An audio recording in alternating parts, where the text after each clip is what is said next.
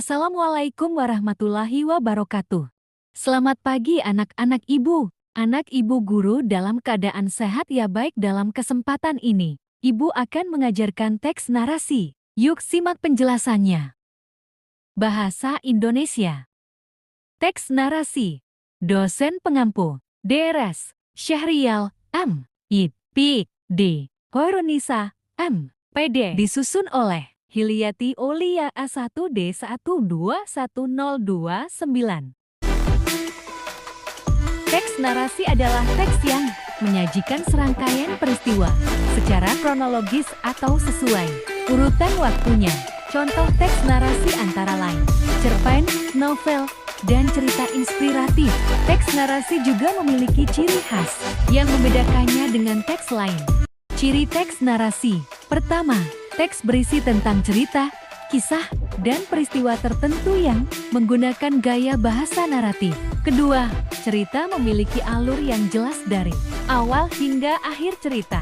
Selanjutnya, ketiga, terdapat suatu peristiwa maupun konflik. Keempat, memiliki unsur-unsur pembentuk berupa tema, latar, alur, karakter, dan sudut pandang. Struktur teks narasi. Pertama, orientasi. Pada bagian ini, penulis menjabarkan waktu, tempat, tokoh, serta watak dari setiap tokohnya dan apa yang sedang terjadi. Kedua, komplikasi. Komplikasi berisi kejadian penting, sebab, dan pemicu yang menimbulkan konflik antar tokoh yang menimbulkan peristiwa lain sebagai akibat. Ketiga, resolusi. Pada bagian ini, konflik menurun dan dapat diselesaikan. Keempat, reorientasi.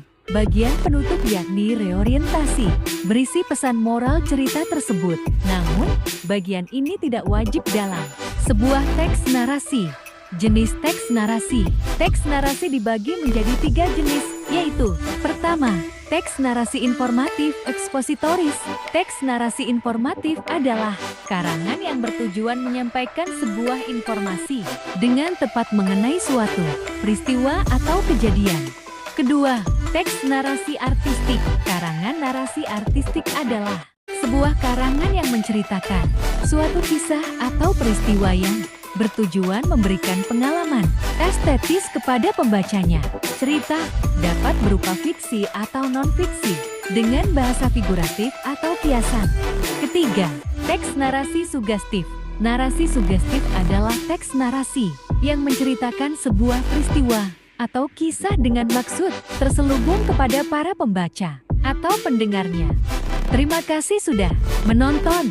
Saya Hilyati Aulia. Assalamualaikum warahmatullahi wabarakatuh.